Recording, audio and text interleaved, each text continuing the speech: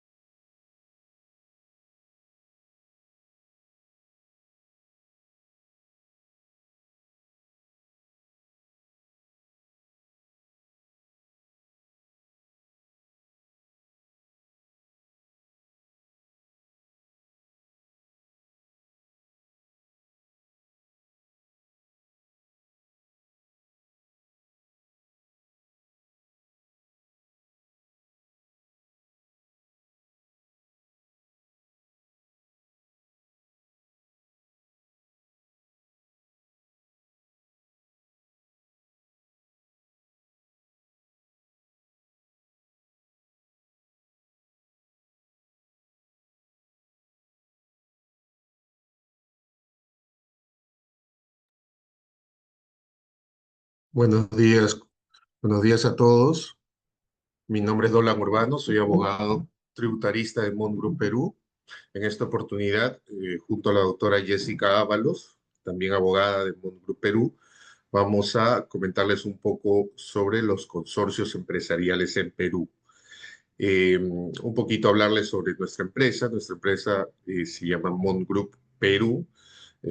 Mont Group en realidad está en casi toda Latinoamérica, ¿no? Está en Argentina, en Bolivia, Brasil, Chile, Ecuador, Colombia, México, Paraguay, Uruguay, ¿no? Y también tenemos en Canadá y en Estados Unidos, ¿no? Somos más de 250 profesionales in-house, nuestras oficinas son propias, más de 40 años en el mercado.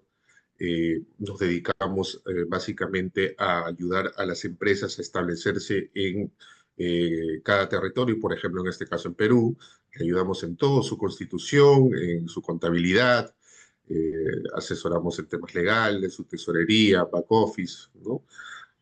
Planillas incluso todo para que la empresa se dedique solo a su core business. En esta oportunidad, como les mencioné, vamos a hablar sobre el tema de los consorcios empresariales en Perú, un tema muy discutido, muy en boga y que siempre es requerido por nuestros clientes, ¿no?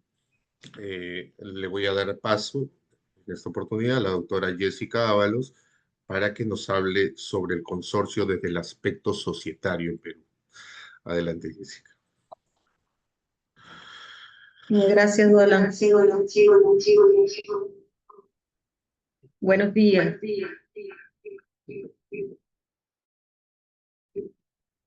El día de hoy me toca hablar acerca del aspecto societario con respecto al tema de lo que es el consorcio.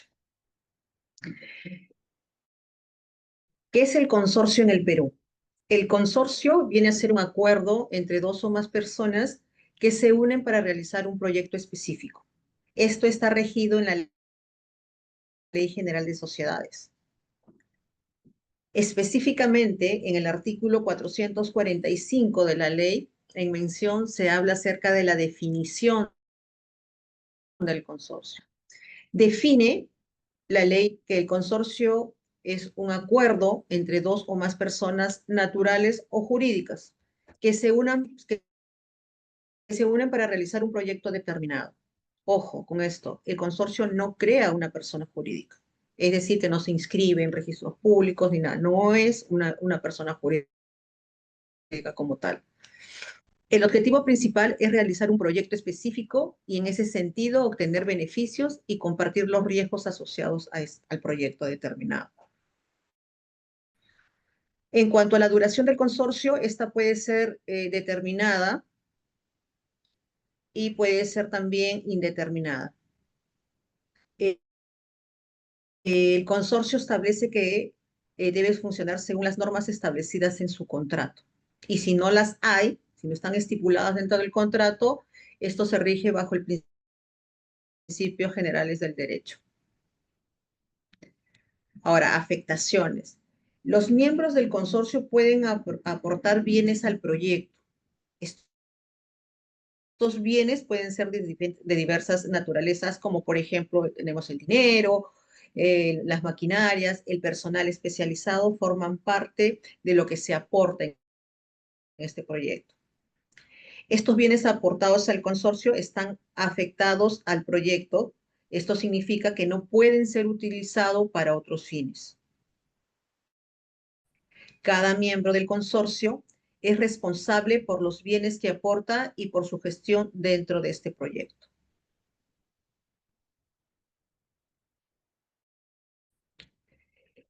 Acá tenemos un punto que es importante acerca de la responsabilidad que puede tener el consorcio, ¿no? La relación con terceros en un contrato de consorcio. El consorcio actúa como una sola entidad frente a terceros. Ojo, cada miembro del consorcio es responsable por sus propias acciones y omisiones. En obligaciones, en cuanto al consorcio, es responsable por el cumplimiento de las obligaciones contraídas con terceros. Y los miembros del consorcio responden de manera solidaria por las deudas del consorcio.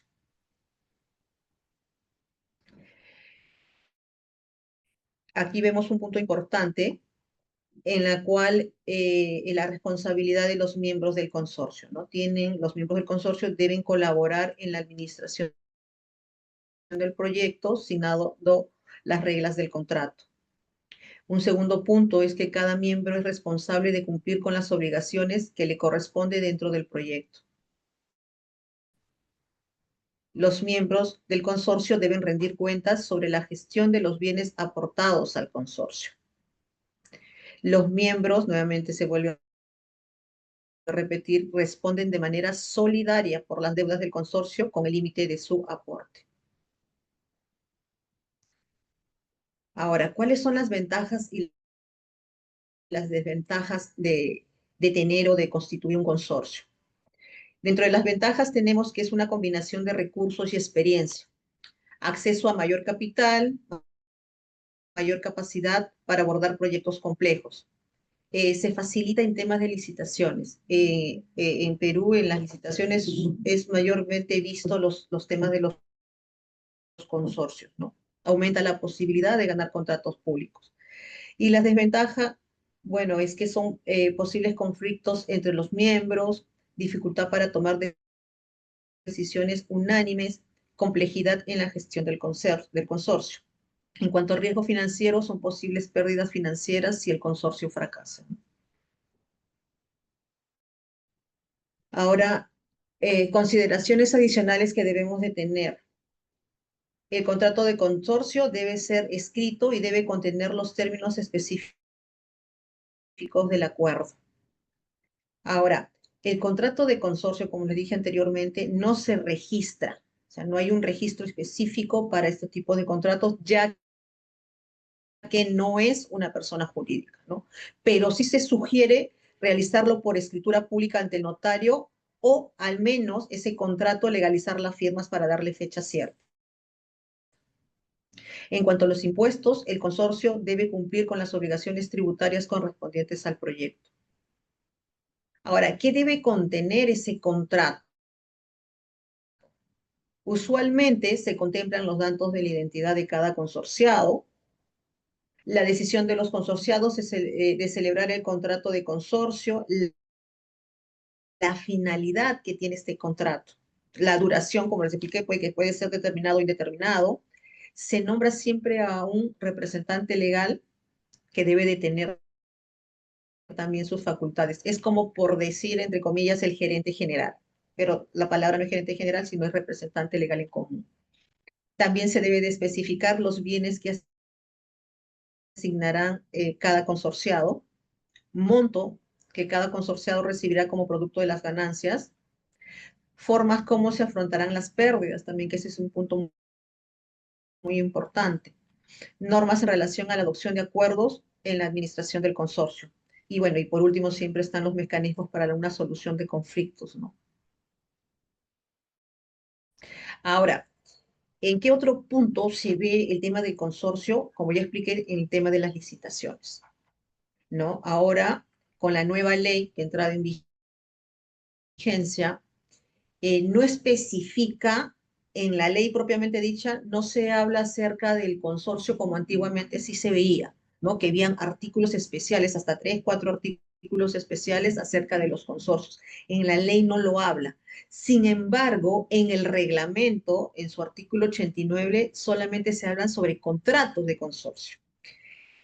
Y en el 89.1 habla acerca que el contrato de consorcio se formaliza mediante documento privado con firmas legalizadas, lo que expliqué en la anterior diapositiva, de cada uno de los integrantes ante notario público. O sea, se tiene que legalizar. Cuando uno licita en este contrato, necesariamente tiene que estar legalizada la firma ante el notario, ¿no? En ese señala que dicho documento también se tiene que designar al representante legal en común, no tiene eficacia legal frente a la entidad contratante o el OS, que es el nuevo organismo supervisor de las contrataciones con el Estado.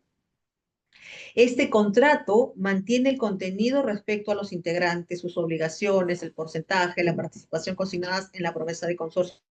lo que, le repito, hablé hace un momento, ¿no? Sobre lo que se tiene que tener en consideración al momento de la redacción de este contrato. Y este punto, el segundo ítem, es muy importante también porque menciona que las disposiciones aplicables a consorcios son establecidas en las bases estándares correspondientes. O sea, no define cómo tiene que participar, quiénes pueden participar, no lo indica, ¿no? Sin embargo, indican que en las bases estandarizadas sí se establece.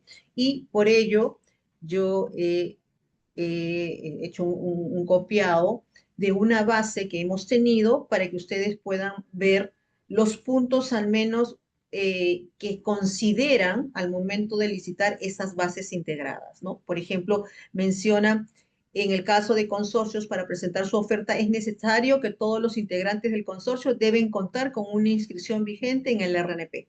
Ya lo están mencionando. ¿Ok? Otro punto importante que se debe de presentar al momento de la oferta es esa promesa de consorcio, la cual debe de estar identificado los miembros del consorcio y siempre se menciona que debe de estar legalizada las firmas. Otro punto, hablan acerca de los representantes común, qué facultades tienen, ¿no? La acreditación del requisito de calificación de la experiencia del postor se realiza en base a la documentación portada por él o los integrantes del consorcio, ¿no? Define punto por punto cómo los integrantes del consorcio, al momento de licitar el consorcio como tal, tienen que tener esa experiencia que también les piden, ¿no? Acá, por ejemplo, este punto dice, para calificar la experiencia del postor, no se toma en cuenta la documentación presentada por él o los consorciados que asumen las obligaciones referidas a las siguientes actividades, ¿no? Actividades de carácter administrativo, o sea, todo lo define ya en las mismas bases. No en la ley ni en el reglamento, sino en las mismas bases se van a incorporar los requisitos que debe de tener el consorcio y los miembros como tal, ¿no? Y este punto que es importante, el 2.310, en la que habla que los integrantes de un consorcio se encuentran obligados solidariamente a responder frente a la entidad contratante, ¿no? Este es un punto que ya cierro con respecto a el tema societario, ¿no? Ahora le doy pase a Dolan para que vea el tema o explique el tema de los aspectos tributarios.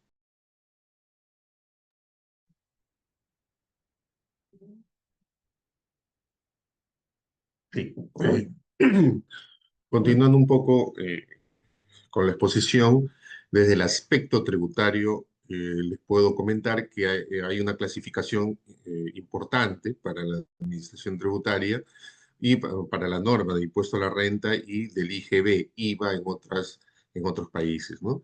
Es con relación a las partes contratantes. La norma nos dice que hay un consorcio con contabilidad independiente y sin contabilidad independiente, ¿no? Voy a hablarles primero sin contabilidad independiente. ¿Qué nos dice cuando es sin contabilidad independiente? Bueno, para empezar, como mencionó la doctora Jessica Ábalos, los consorcios no son personas jurídicas para efectos de la Ley General de Sociedades, ¿no? Sin embargo, la ley del impuesto a la renta y la ley del IGB o IVA nos hablan de una ficción legal, una ficción para efectos tributarios, ¿no? Y la ficción dice que los consorcios, en este caso, para efectos solo de estos impuestos que acabo de mencionar, se les consideraría como personas jurídicas, ¿no? Hay una ficción. No son personas jurídicas para la normativa general, pero para efectos tributarios sí, para efectos de estos dos impuestos, ¿no? Entonces, primero empezamos que los consorcios que no llevan contabilidad independiente no son contribuyentes del impuesto a la renta, ¿no? Sin contabilidad independiente, esto quiere decir que no va a haber una contabilidad aparte, no se le va a considerar persona jurídica, obviamente, ni siquiera para efectos del impuesto, eh, dado que no tienen una contabilidad independiente a las partes que forman parte de este consorcio, ¿no? Dentro de los 10 días de firmado el contrato, que es un contrato, debe comunicarse a la SUNAT quién va a realizar las funciones correspondientes de operador. O sea, la SUNAT va a decir que, como no llevan contabilidad independiente, ok, les doy la autorización y va a haber un operador. ¿Qué va a hacer este operador? Que va a realizar en nombre propio y por cuenta de las demás partes, en la proporción que les corresponde de acuerdo al contrato, ¿no? Porque el contrato se pone X va a recibir 50, Y va a recibir 25 y Z va a recibir 25% de las ganancias del consorcio, ¿no? Entonces, ¿para qué va a servir este operador? Para que las operaciones que genere este contrato, gastos, costos, ingresos comunes, eh, eh, va a emitir un documento de atribución, ¿no? ¿Qué es un documento de atribución? Ya la administración tributaria ha definido que es un documento de atribución. Dice, es aquel que emite el operador, como les digo, para que los demás partícipes puedan sustentar el porcentaje de crédito fiscal, gasto, costo, para efecto tributario que les corresponde, ¿no? De los documentos anotados en el registro auxiliar. Entonces, también les va a exigir un registro auxiliar para que el operador pueda hacer anotaciones, ¿no? Sí. Funciones del operador. Aquí específicamente eh, ponemos un poco de detalle en la función del operador. Solicitas una autorización de no llevar contabilidad independiente, o le comunicas que no se llevará, según sea el caso, ¿no? Porque hay casos especiales. Comunicas una la proporción que corresponde a cada parte del contrato y sus variaciones, lleva el control contable de las operaciones, atribuye las partes de los ingresos, emite el documento de atribución y lleva el registro auxiliar que les acabo de mencionar. La otra clasificación, la otra parte, es con contabilidad independiente. Acá sí la administración tributaria los va a considerar como personas jurídicas, ¿no? A pesar que no lo son. Va a operar acá una ficción, ¿no? Una ficción solo para efectos de, como les mencioné, impuesto a la renta e IGB. Deben inscribirse en el RUC, van a sacar un RUC, que es el Registro Único de Contribuyentes, ¿no? Acá en la Administración Tributaria Peruana, cumplir reglas sobre comprobantes de pago, porque va a emitir un comprobante de pago como una persona jurídica cualquiera, se les va a exigir llevar registros contables, van a presentar declaraciones juradas de impuesto a la renta, ¿no? Y pagar el impuesto a la renta, obviamente, ¿no? Sobre las características del contrato de consorcio, bueno, acá les he traído a colación eh, una acta que se celebró en el Tribunal Fiscal. El Tribunal Fiscal es el máximo ente administrativo en temas tributarios y aduaneros. En este caso, en esta acta de reunión, que generalmente estas actas de reunión dan como resultado que se introduzca en una resolución de observancia obligatoria, ¿no? Para toda la administración tributaria, incluso para la SUNAT, que es el ente administrativo acá en Perú. Entonces, ¿qué ha dicho el Tribunal Fiscal?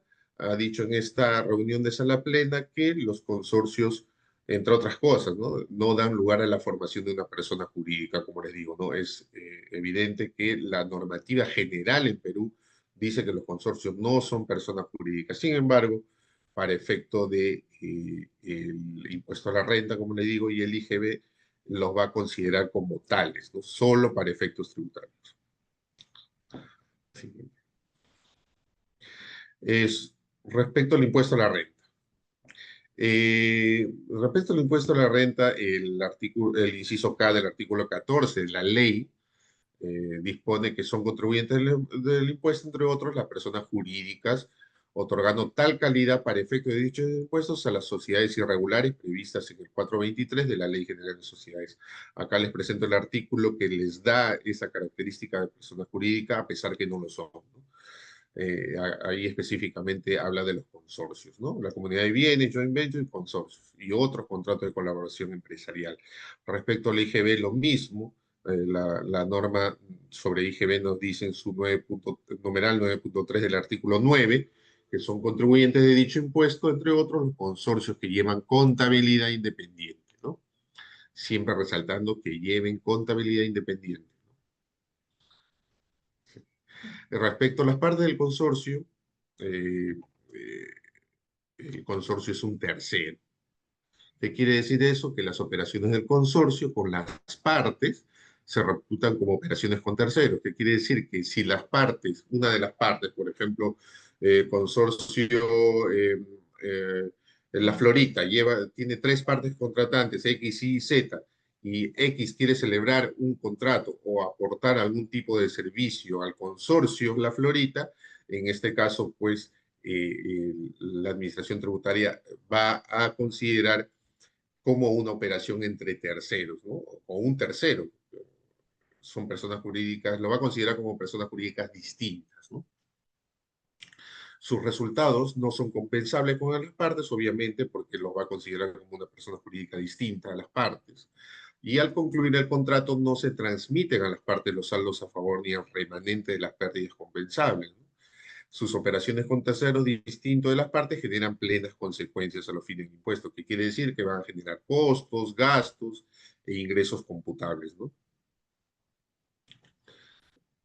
El régimen que le es aplicable al consorcio con contabilidad independiente, entonces, es el de las personas jurídicas. Acá en Perú es renta de tercera categoría. En consecuencia, eh, el primer punto, como ustedes ven, es que las rentas que generan son efectivamente rentas de tercera categoría. La tasa que les es aplicable es la 29,5% anual, que es la aplicable a todas las empresas acá en Perú, salvo que estén en determinados regímenes tributarios, ¿no? Porque tenemos varios regímenes tributarios. Deben realizar pagos a cuenta, ¿no? Pagos a cuenta mensuales eh, que se calculan por coeficientes, ¿no? De acuerdo a sus ingresos anuales anteriores, ¿no? Y si inician actividades en este ejercicio, por ejemplo, va a ser 1,5, ¿no? Mensual. Las utilidades que las partes retiren están sujetas al régimen de los dividendos, o sea, se va a considerar la ficción de que el reparto de utilidades son dividendos, ¿no? Son dividendos y, por tanto, pues, dependiendo de si es una persona natural o jurídica, pues va a tributar con el 5%, ¿no? Es aplicable las reglas sobre disposición indirecta de rentas, ¿no? Ojo que las operaciones entre las partes y el consorcio se consideran efectuadas a valor de mercado, al igual que las realizadas con cualquier tercero. Bueno, hasta acá da mi participación. Espero que haya sido útil para ustedes este pequeño panorama que le hemos podido dar sobre el tema de los consorcios. Ya saben que nosotros somos un grupo que ayuda a las empresas a establecerse acá en Perú. Le ayudamos en todo su tema de hosting, payroll, contabilidad, asesoría legal, ¿no? Si tuvieran alguna consulta, por favor, les agradecería puedan escribirnos en, en el chat interno, ¿sí?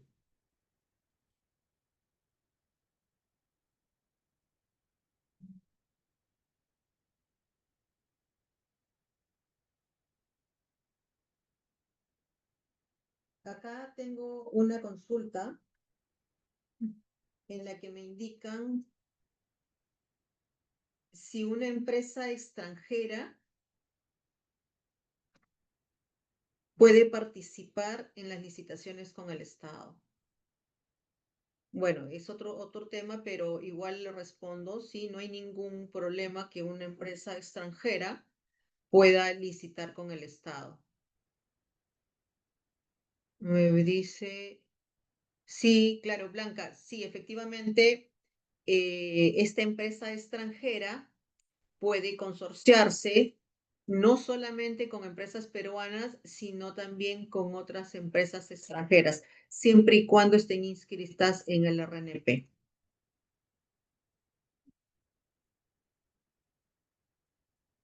A ver, acá tengo otra pregunta. Nos dice que estás. Sí, como les mencioné en una de las diapositivas, solo se va a considerar persona jurídica al consorcio con contabilidad independiente. ¿Cuál es la tasa que me preguntan acá? La tasa va a ser 29,5, ¿no? Como cualquier empresa en el régimen general del impuesto a la renta, ¿no? Y también obviamente va a tributar con IGB.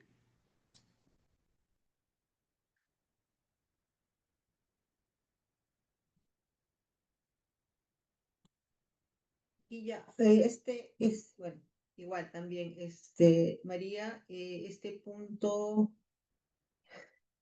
igual te lo voy a responder en la que menciona eh, si es conveniente constituir una filial o o sea, constituirse como una sucursal para poder participar en una licitación.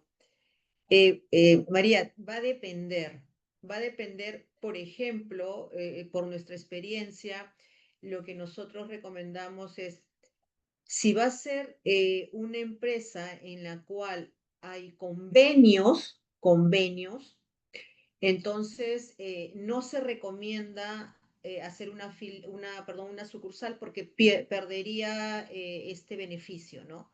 Y entonces, ¿qué nosotros recomendamos? Es que la empresa filial se consorcie, ahí viene lo que es el tema del consorcio, se consorcie con la matriz, con la que tiene experiencia, para que puedan licitar. Hay una pregunta acá del señor Alfredo Maldonado. Se dijo que los consorciados son solidarios, pero hasta el límite de su aporte. ¿Cómo es eso? Claro, por ejemplo, eh, para un tema, por ejemplo, fiscal o un tema de un incumplimiento del contrato, el límite de los aportes pueden ser, pues, embargados, por decirlo de esa manera, ¿no? Sobre los bienes que se tiene o sobre los bienes que se ha aportado. Si uno licita con el Estado, es diferente porque con el Estado es otra normativa en la cual hay penalidades y esas penalidades pueden ser multas o inhabilitaciones. Otras preguntas de Bruno.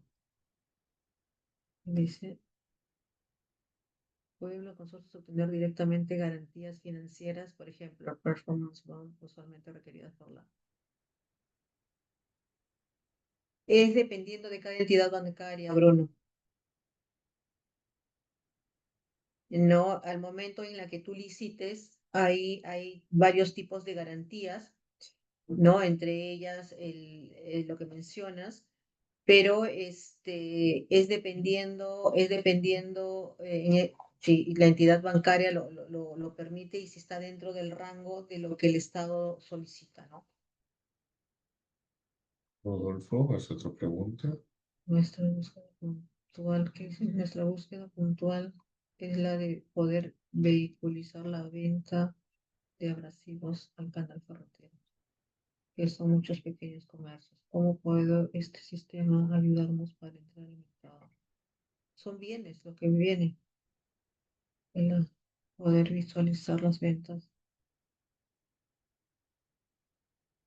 Rodolfo, no te entiendo mucho. Nuestra búsqueda puntual es la de poder vehiculizar la venta de abrasivos o canal ferretero, ¿ok? Que son muchos pequeños comercios. ¿Cómo puede este sistema ayudarnos para entrar al mercado?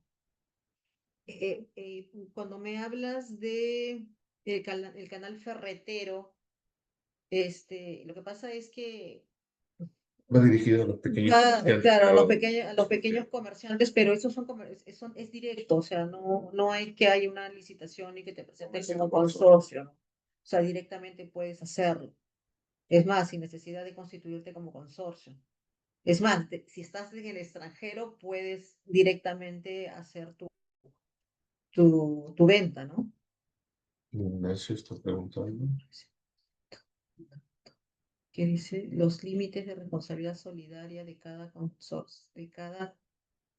consorcista son por el 100% del contrato en el que participa el consorcio o se realiza por el porcentaje.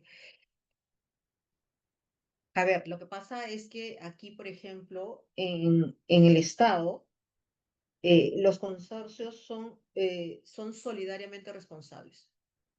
O sea, si yo tengo una participación de 20 y Dolan tiene una participación no sé, pues del 80% restante, los dos somos responsables solidarios. Es el consorcio como tal. Y es más, las penalidades no solamente es para el consorcio, sino para cada miembro del consorcio, ojo. Ya, no es en cuanto a la participación, sino es al 100%. O sea, yo soy solidario. Si Dolan no puede, lo voy a poder hacer yo. Igual va a tener él una penalidad. Otra, si la responsabilidad de los consorcios ay, ya, no, la responsabilidad de los consorcios se limita entonces a lo que han aportado el consorcio.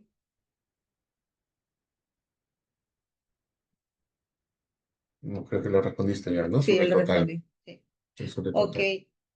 igual si tuvieran alguna otra consulta, nuestros correos están, Ahí. Ahí.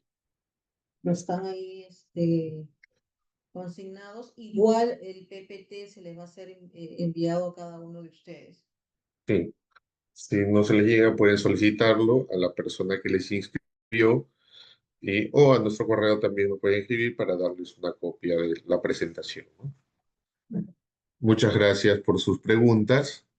Hasta aquí llegamos. Muchas gracias por su participación y sus consultas. ok, un gusto. Hasta luego. Hasta luego. Gracias. Gracias.